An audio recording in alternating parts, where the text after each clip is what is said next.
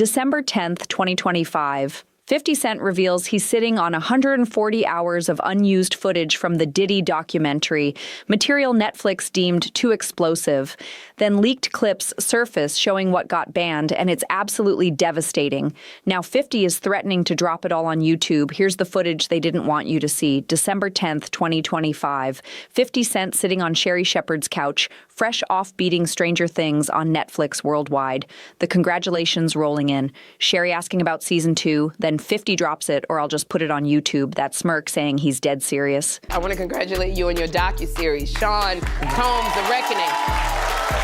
It's #1 on Netflix. Yeah. Like, it's been #1 on Netflix. Did you actually expect it to be as big as it got? I expected it to be bigger. It's actually exceeded my expectations. 4 episodes. That's what Netflix allowed. But the documentary team sat on something else entirely. A mountain of footage that never made the cut. Material powerful enough to stand on its own without corporate gatekeepers deciding what the public gets to see. Everything couldn't make it. 50 explained on Sherri's show, it was only 4 episodes, so it was a lot. You had to pick and choose things.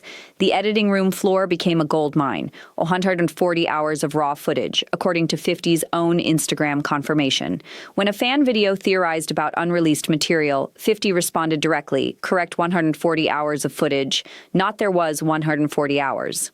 Present tense, there is 140 hours, meaning it still exists, meaning someone, probably 50, still has it. I think it was surprising that he actually filmed it. It was very interesting to watch a man who's known for his brand presence. You know, he has a really amazing knack for marketing. I don't understand why he filmed himself. 50 said about Diddy's self-documentation, but I'm glad he filmed himself.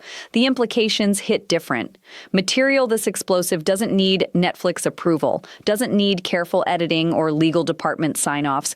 YouTube becomes the escape hatch. Direct to public, no filters, just raw truth. The people supporting him will be very quiet when more comes out. 50 warned. One example surfaced during the Sherri interview, something that didn't fit Netflix's narrative structure. He chooses to date people whom he knows previously dated someone. 50 revealed he has a baby by a woman who was dating Tupac. The revelation hung there. Sarah Chapman, mother of Chance Combs, born in 2006, previously involved with Tupac back in 1995. A pattern 50 sees clearly now. The habit of targeting dead rivals' exes, making conquest personal even beyond the grave.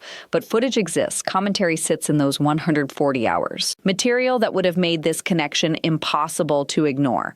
Netflix chose restraint. YouTube won't require it. Kim Porter's death in 2018, completely absent from Netflix's final cut. The mother of 3 of Diddy's children, her passing at 47, the conspiracy theories that followed. The documentary avoided it entirely. Too sensitive, too controversial, her children publicly rejecting theories about their mother. Netflix respected family wishes, but questions linger. Unanswered elements of a story half told. 50 potentially holding answers in that vault of footage. The Kid Cudi firebombing allegation raised during the 2025 trial discussed heavily in media. The claim that Diddy ordered an attack on Cudi's Porsche after conflict involving Cassie. And so here on the case, we'd like to take a little bit more time and focus on some of the things that the jurors saw and heard. So we want to talk about the evidence of Kid Cudi's car. Leather lined with gasoline, luxury, cayenne-colored seats coated black with ash. Trial testimony detailed the Molotov cocktail, the failed ignition, the forensic evidence. Yet Netflix minimized this storyline. Lack of definitive proof, relying on witness accounts, legal liability concerns. This car was significant in many ways, David, because we saw it in the gallery and then the jurors saw it. Because this is Kid Cudi's Porsche. It's the black one that was parked in his driveway in LA when he says that someone firebombed his vehicle. Let's go inside. But 50 might release those witness testimonies anyway. YouTube operating under different standards than streaming giants. The 50C beef itself, nearly 20 years of public feuding. Yet the documentary mentioned it exactly 0 times. Not a single acknowledgement of their rivalry. Professional restraint from 50, keeping focus on Diddy's alleged crimes rather than personal vendetta. What they consider a pre-existing beef, right, for 20 years, right, is me being uncomfortable with him suggesting that he takes me shopping, or I looked at it like he was Like, it was like a tester. Would have undermined credibility, made it look like a hit piece. Netflix demanded objectivity, but YouTube, that platform requires none. The personal history could provide crucial context for why 50 pursued this project so relentlessly, what they consider a pre-existing beef, right? 50 told interviewers, "For 20 years, it's me being uncomfortable with him suggesting that he takes me shopping." Went away. Got in the car and said, I feel like I need to wash, like I'm dirt. That was, it shows you his character. Was that the reason for including it? Yeah, I mean, what's the odds that you would do that in front of a camera? The Tupac Murder Deep Dive documentary touched on it. Included Keith D's confession, but didn't go as deep as possible. More footage about alleged Diddy involvement sits unused.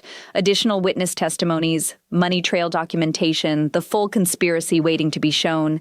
Netflix chose careful presentation, avoiding liability, maintaining journalistic distance. But those 140 hours contain material too hot for corporate comfort. The goal of what the film is trying to do is to let the audience kind of come in to ask questions like, were their decisions colored by certain things, and who got the benefit of the doubt? Time constraints on Netflix required choices, editorial decisions about what advances the narrative versus what distracts. But YouTube removes those limitations, can deep dive into each revelation without worrying about episode length or pacing. The White Party's completely unexplored, those legendary gatherings from 1998 to 2009 attended by everyone from Justin Bieber to Leonardo DiCaprio. All white dress codes, stilt walkers, pool swings. Diddy's representatives claiming nothing inappropriate occurred there. But what does the footage show? I think it's important to also let people know that the show is not completely the perspectives of people that did not like Sean. We weren't trying to just get the highlights, the salacious details, that the real goal was to storytell. Cassie's testimony during the 2025 trial, 4 days of emotional revelations about alleged abuse, coercion, recording without consent, the prosecution's star witness detailing how she took drugs to dissociate during freak-offs. None of that made Netflix's cut. Too recent, too raw, too legally complex. But trial transcripts exist, public record waiting to be discussed without censorship, YouTube providing platform for unfiltered examination of testimony that helped convict Diddy on transportation charges. The self-filmed footage Netflix did use came from Diddy's own videographer, Michael Oberles, who later claimed a third party leaked the material while he was away. The actions of the parties involved reflect the lack of integrity every storyteller should uphold. Oberles stated, "Listen to me. I'm going to get off the phone right now, and I am going to let true professionals look at the situation and come back to me with a solution. No matter what, no matter what nobody said. Let's just here or there, y'all are not working together the right way. We're losing." Diddy's team issued cease and desist letters called the Doc Stolen Footage Never Authorized for Release, threatened billion-dollar lawsuits. Netflix stood firm, claiming everything was legally obtained.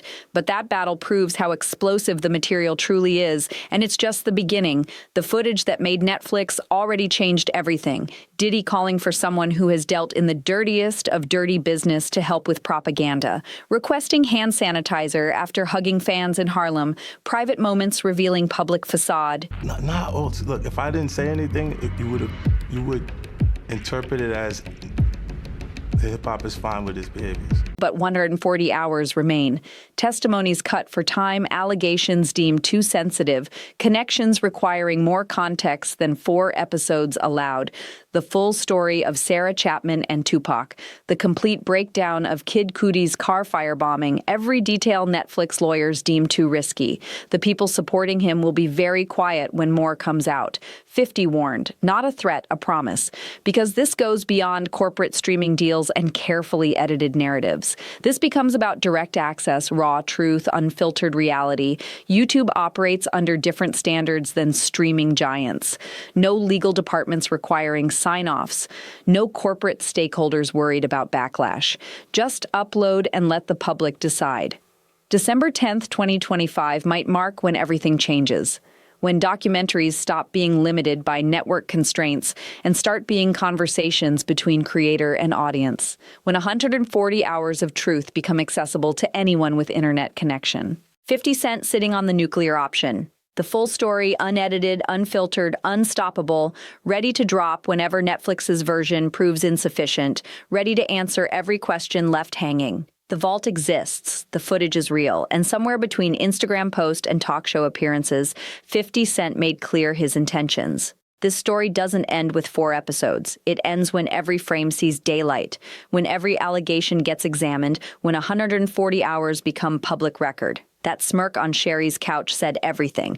The man who spent 20 years warning people about Diddy now holds proof. Not speculation, not rumors. Raw footage of the moments that defined a predator. And soon everyone gets to see it. But Netflix only showed what they could because the stuff they left out was way too explosive. December 1st, 2025.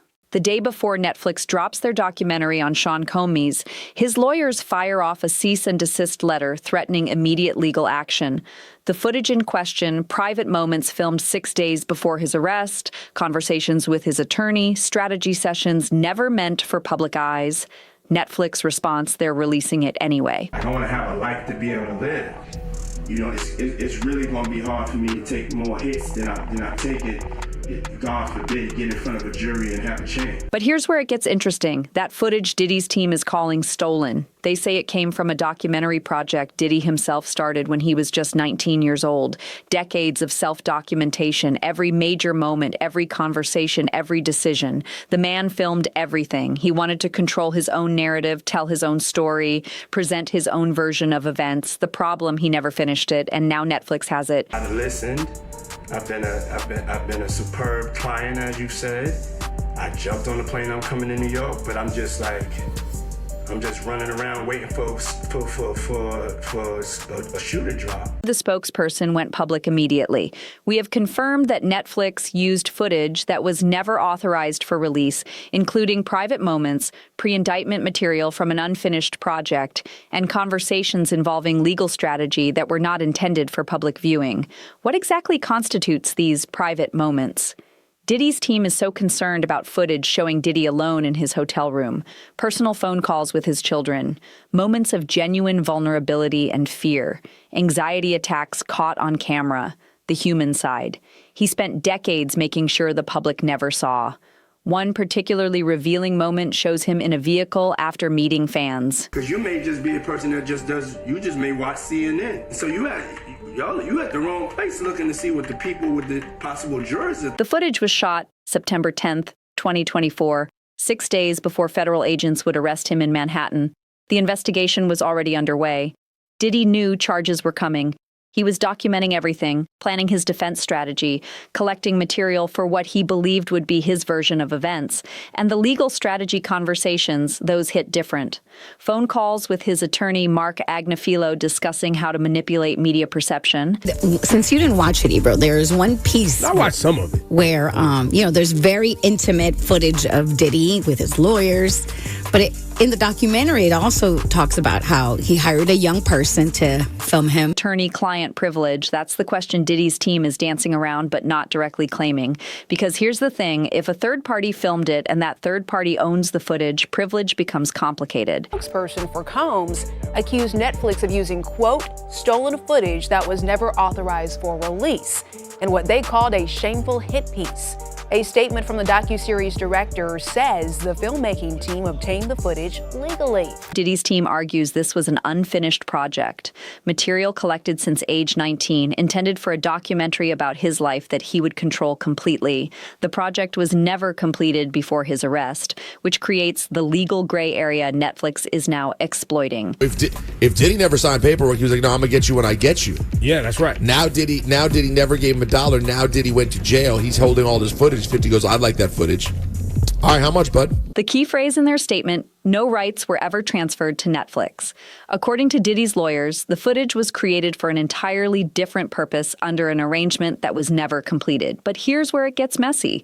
The freelancer who filmed some of this material had physical possession, and if Diddy never paid him, that changes everything. Everything couldn't make was 4 episodes. Right. So it was a lot. You had to pick and choose things, like even in the area where he chooses to date people who he knows previously dated. The cease and desist letter dropped December 1st, literally hours before the Netflix premiere. The language was aggressive. Mr. Combs has not hesitated to take legal action against media entities and others who violate his rights, and he will not hesitate to do so against Netflix. A clear threat, but Netflix didn't flinch. That's why I wonder if certain things were left out because of Netflix not wanting drama. Like, we were talking about this yesterday, Ebro. Like, how did he not include any of the stuff and rumors about Kim Porter's death? Why did the letter fail? Because Netflix is a multi-billion-dollar corporation with teams of lawyers clearing every single frame, every still photo, every piece of footage. They don't release anything without bulletproof legal clearance. Earlier in 2024, Diddy already tried this playbook. He sued NBC Universal for $100 million over their documentary, Diddy, The Making of a Bad Boy, that aired on Peacock.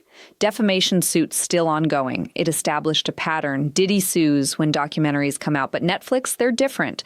Deeper pockets than NBC, better legal team, stronger evidence that they legally procured this footage.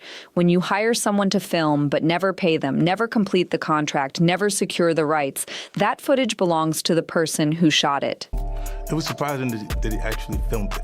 It was very interesting to watch a man who's known for his brand presence. You know, he has a really amazing knack for marketing and all of that, and how he was sort of taking that into account in how he was coming off to the public. Diddy's team called it fundamentally unfair and illegal for Netflix to misappropriate that work, using his life's work against him. Decades of self-documentation meant to exonerate, now incriminating. But courts don't care about fairness. They care about who owns what. So what did Diddy actually film? Everything. Every major life event since he was 19. Studio sessions, parties, business meetings, conversations with artists and executives, personal moments with partners, arguments, celebrations, and apparently crimes. The narcissism of documenting everything, believing he'd control the final version, never thinking it would destroy him instead. The exclusive video also shows Combs in Harlem greeting fans. Oh, yeah. I'm gonna win. Launch your way, we win it. I'll accept. I need some hand sanitizer. Hold on, I've been out on the streets amongst the people. 50 Cent, he confirms they had way more content than they could use. 4 episodes couldn't contain everything, which means there's more footage sitting somewhere waiting. I feel like I need to wash, like I'm dirt. That was, it show you his character. Was that the reason for including it? Yeah, I mean, what's the odds that you would do that? I feel like. Some wondered if Netflix held back certain material deliberately, topics too sensitive even for their legal team to touch. Consider a pre-existing beef, right? For 20 years, right? It's me being uncomfortable with him suggesting that he takes me shopping, or I looked at it like it was like a tester. December 2nd, Netflix released the documentary anyway. Diddy's team can threaten all they want. The footage is out there now. Millions have watched it. Michael Oberle stepped forward December 10th, calling himself Sean Combs documentarian. He'd been working on a project profiling the mogul for over 2 years. The footage everyone's fighting over, he didn't release it. Someone else did. The footage in question was not released by me or anyone authorized to handle Sean Combs' materials. Oberle explained it was by a third party who covered for me for 3 days while I was out of state. 3 days. That's all it took for decades of self-documentation to slip through Diddy's fingers. But Oberle's added something else. This incident had nothing to do with any fee dispute or contract issue. So if it wasn't about money, what was it? Oberle's called it unethical. Taking footage intended for one project to advance a narrative that wasn't his own. But legally, Netflix cleared it. Teams of lawyers reviewed every frame. The third party had possession, the transfer was legal, and now it's public record. Combs' team keeps threatening that lawsuit, the same threat they made against NBC Universal. The $100 million defamation suit still pending. The pattern established, threaten everyone, sue some, win none. But this time is different because this footage isn't allegations. It's not accusations filtered through interviews. It's Diddy's own words, his own strategy, his own admission that he needed someone that has dealt in the dirtiest dirtiest of dirty business to manipulate public perception. The man who filmed everything to control his legacy just gave the world the unedited version. Every private conversation with his attorney, every moment of desperation, every strategic discussion about managing media narratives, all of it captured by cameras he wanted there. Netflix released the documentary December 2nd. Millions watched the stolen footage playing on repeat. Diddy's own voice damning him in ways prosecutors never could. And no legal threat can change what's already been seen. The cease and desist, a letter mentioned Ted Sarandos by name, referenced the legacy of Clarence Avant, tried to make it personal as if invoking family connections would make Netflix blink. They didn't. Because when you're serving time in federal prison, when you're facing dozens of civil suits, when your release date just got pushed back, your leverage disappears, your threats ring hollow, and that documentary project you've been filming since age 19, the one meant to cement your legend, becomes the very evidence destroying it. The footage was created for an entirely different purpose under an arrangement that was never completed by someone who had physical possession when that arrangement fell apart, and now it belongs to the story he never wanted told. Diddy's lawyers can file all the motions they want. Netflix isn't taking it down. The footage stays public. The documentary remains streaming because, in the end, the man who documented everything to control his narrative, he just proved he never controlled anything at all. And just when it seemed like the Netflix fallout was the end of it, something far bigger was already being lined up. December 11th, 2025, 50 Cent's Netflix documentary drops worldwide, racking up 40 million views in 2 weeks. But here's what nobody saw coming. 50 is already sitting on 140 hours of unused footage. And he's not taking it back to Netflix. He's going straight to YouTube. No corporate oversight, no content guidelines, no mercy. This isn't just round 2. This is the nuclear option. The Netflix documentary gave us a glimpse. 4 episodes, corporate lawyers reviewing every frame, standards and practices, cutting anything too graphic. Time constraints forcing 50 to leave the most damaging material on the editing room floor. See how Pac felt like they had something to do with the setup, man. But speaking of Puffy, right, how do you feel about the rumor that Puffy, he gave a guy named Eric Von Zip a check for $1 million to give to Keefe D to kill Tupac? But YouTube, that's a completely different battlefield. No network notes, no censors telling him what he can and can't say, no corporate legal team sanitizing the message, just receipts, testimony, and whatever 50 decides the world needs to see. The chaos this creates is unprecedented. Netflix operates within carefully established guidelines. They have reputations to protect, shareholders to answer to, standards to maintain. YouTube has none of those constraints when it comes to user-uploaded content. First, there's the access issue. Netflix requires a subscription. That's a pay-W wall between the content and millions of potential viewers. YouTube's free. Anyone with an internet connection anywhere in the world can watch immediately. Second, shareability. Netflix content stays locked inside their ecosystem. YouTube videos spread like wildfire across every social media platform. Clips get extracted, remixed, shared, and discussed everywhere from Twitter to TikTok. Third, and most importantly, 50 Cent controls everything: release schedule, content decisions, editorial choices, all his. Netflix operates on their calendar. YouTube operates on whatever schedule 50 wants. He could drop the entire 140 hours tomorrow or piece it out strategically over months. It was a setup. It was a plot to murder my brother. I feel up about it. I don't know that nigga, but I ain't got no love for none of them. Straight up. Moment in the Netflix doc where Diddy greets fans in Harlem, then immediately asks for hand sanitizer. That's sanitized compared to what 50 is promising for YouTube. Syke was a Crip. Syke was an IVC Inglewood Village Crip. And he hung around. Syke would be around other Crips. So that's how, Gannett Film and Television would produce independently. No corporate partner to answer to, no distribution deal limiting what can be shown. This is 50 Cent operating completely autonomously with full creative control over material that could redefine how we view the entire Bad Boy era. The legal consequences, he's apparently prepared to face them.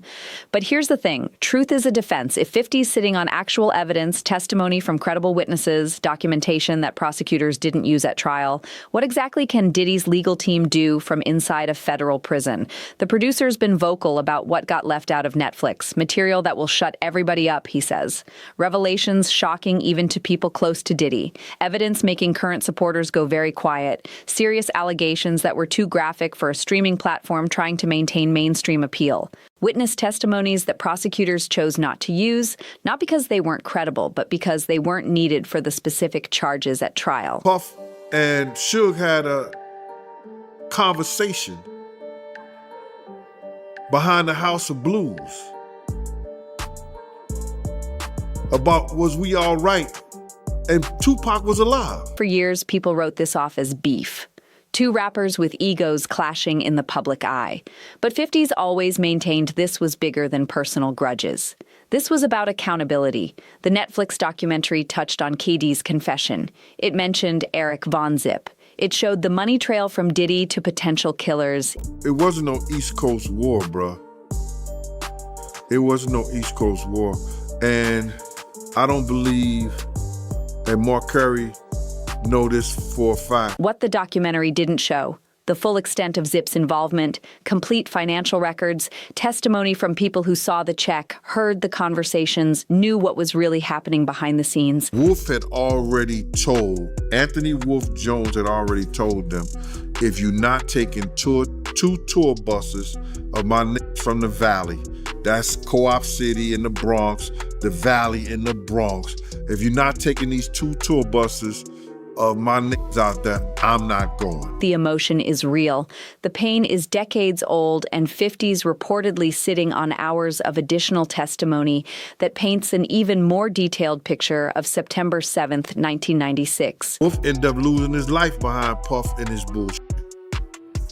And people they didn't even put that in the documentary. Those gang connections run deeper than what made the Netflix cut. The Crips, the Bloods, Bad Boy, Death Row, it's all allegedly documented in those remaining hours. Suge knows what happened that night in Vegas. He was in the car, he survived while Tupac didn't. I am just in trauma-based mode right now. I wake up ready to solve all the problems of the day, and I go to sleep and I wake up and do it again. Conversation behind the House of Blues while Tupac was still alive. If the war was real, why were the CEOs talking peacefully? Shugay's version of what was said, what was agreed to, and what happened after could completely reframe how we understand the East Coast-West Coast narrative. 50's allegedly sitting on prison interview footage with Suge that never made the Netflix cut. Raw, unfiltered, potentially devastating. They have incredible numbers. I first want to say the producer, director Alex Stapleton, she is one of the most incredible women I have ever worked for. I think maybe as a woman you'll understand this state. Kirk Burroughs knew Biggie wasn't supposed to leave New York. Big ain't going nowhere, he told People on Thursday. By Saturday, Biggie was dead in Los Angeles. The Netflix doc showed Burroughs' journals, his meticulous notes from inside Bad Boy, but only excerpts, only what fit into the 4-episode structure. 50's reportedly sitting on full journal scans, complete records of conversations, decisions, and warnings that went unheeded. Wolf Jones was Bad Boy security from the beginning, one of Diddy's original financial backers, and he refused to go to LA without proper protection. Do you believe Sean Combs sexually assaulted you? This is how I've started to process this piece. When security says they need protection to do their job and that protection is denied, consequences follow. Before I answer that question, I want to tell you, I forgive myself. That was the hard one. Because when you don't grow up getting approval or you're not loved properly in your childhood, you're ripe for the picking, especially if you've had hard parents. That accusation that Wolf ended up murdered because of Diddy's decisions is heavy. And if 50's got the full story, complete with testimony from people who were there, it could be explosive. Then there's the personal abuse, the allegations that went beyond professional misconduct into darker territory. I don't think that matters to the bigger picture. I think that he needs to do the work to forgive himself. Aubrey Day's interview revealed the ongoing psychological toll. Years later, still processing, still trying to understand what happened to her. The affidavit she read in the documentary described a witness seeing her unconscious while acts were performed on her. She doesn't remember, she's not sure she wants to, but the testimony exists, documented and consistent. That hesitation, that inability to fully confront what might have happened, it speaks to trauma deeper than public scandal. That moment of self-forgiveness, she describes it, came after years of processing trauma she didn't even know existed. The Netflix doc showed her reading an affidavit describing an alleged assault. But there's reportedly more testimony, more witnesses, more documentation of what allegedly happened at those parties. If 50s got additional testimony from other women who experienced similar situations, who witnessed similar assaults, the YouTube release could trigger a new wave of victims coming forward. Here's what makes YouTube fundamentally different from anything that came before. Permanence, Netflix content cycles out, shows get removed, but YouTube, once something goes viral on YouTube, it lives forever. Clips get ripped, reposted, turned into TikToks, embedded in articles, shared across platforms. The Netflix documentary reached 40 million people in 2 weeks, but a viral YouTube moment that reaches hundreds of millions gets dissected frame by frame, becomes part of internet culture permanently. The psychological warfare is intentional. Diddy's in federal prison serving his time knowing that somewhere out there 50's got material that could reopen investigations, spawn new lawsuits, turn public opinion even further against him. He's serving his time right now. Federal prison in New Jersey, release date May 2028. If he serves his full sentence, that's 2 and 1 or 2 years of knowing that at any moment 50 could drop everything. Every day wondering, is today the day?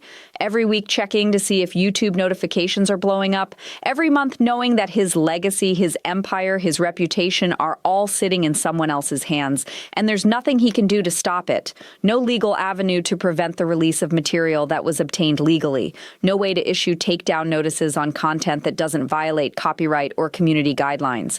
No corporate entity he can pressure because 50 is producing independently. NDAs don't protect you from criminal activity. If someone witnessed a crime and signed an NDA about it, that NDA is legally unenforceable, which means anyone who attended these parties, who saw things happen, who stayed silent because of contractual obligations. Those obligations evaporate the moment criminal behavior is documented. 50 Cent dropping names on YouTube, that's career ending for people. That's lawsuits. That's potential criminal charges for anyone who participated in or facilitated trafficking, assault, or abuse. The silence from other celebrities becomes deafening when you understand the stakes. Speaking out means admitting you knew. Staying silent means complicity. There's no safe position when the evidence drops publicly. December 11th, 2025. No release date announced, but 50 Cent sitting on 140 hours of unused footage, and everyone in hip-hop knows it's coming. The question isn't if, it's when, and how much damage it'll do when it drops.